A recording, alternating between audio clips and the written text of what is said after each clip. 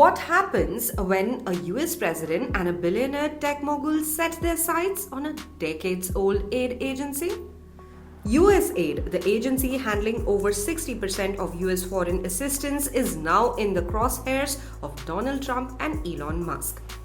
Trump wants to merge it with the State Department, cut its workforce, and align its spending with his America First policy. Musk, overseeing the effort, has called USAID a criminal organization.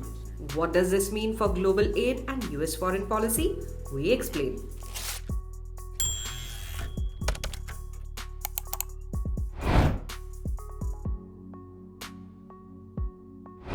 USAID was established in 1961 by President John F. Kennedy during the Cold War.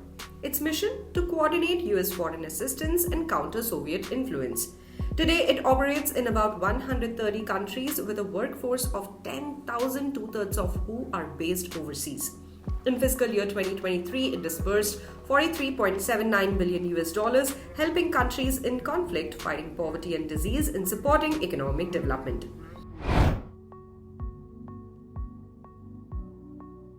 USAID's budget is approved by Congress based on requests from the administration. A recent Congressional Research Service report highlighted that the agency plays a crucial role in US global strategy. Its top 8 recipients in 2023 included Ukraine, Ethiopia, Jordan, the Democratic Republic of Congo, Somalia, Yemen, Afghanistan, Nigeria, South Sudan, and Syria. In 2023, the US spent $72 billion on foreign assistance.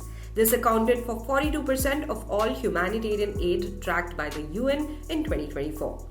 Historically, US aid spending has fluctuated. It peaked at 3% of the GDP in 1950s with the Marshall Plan, but has since declined to around 0.33% of the GDP.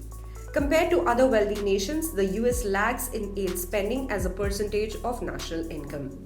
Norway tops the list at 1.09%, while the US ranks near the bottom at 0.24%.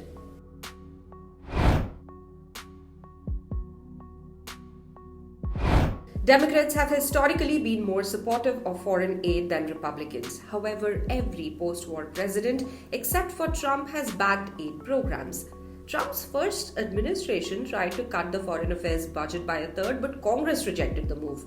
In June last year, 80% of the Republican-led House voted against eliminating foreign aid from the 2025 budget.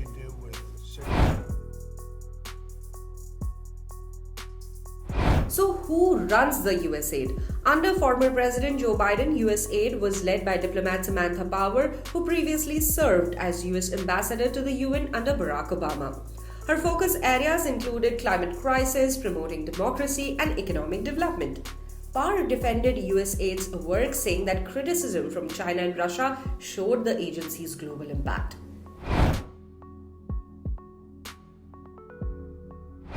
On the 20th of January this year, Trump issued an executive order pausing most foreign aid for 90 days.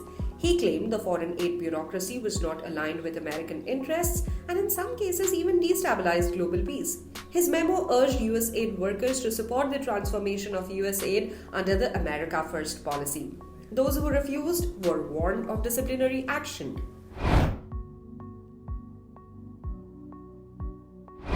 The move has sparked concerns worldwide. Humanitarian groups and UN agencies warned that cuts to USAID could severely impact access to food, healthcare, and shelter for vulnerable populations.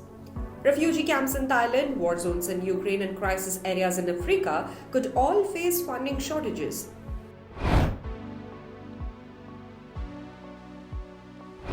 If USAID is absorbed into the State Department, it could fundamentally change how the United States delivers aid. Historically, USAID has provided humanitarian support even to countries without formal diplomatic ties with Washington, such as Iran and North Korea. Experts warn that if foreign aid is purely dictated by political objectives, it could limit the US's ability to build diplomatic bridges. Trump has long been skeptical of foreign aid. His goal? A massive government downsizing. With Musk leading the charge, USAID's future is uncertain. Will this shakeup reshape America's global influence or weaken it?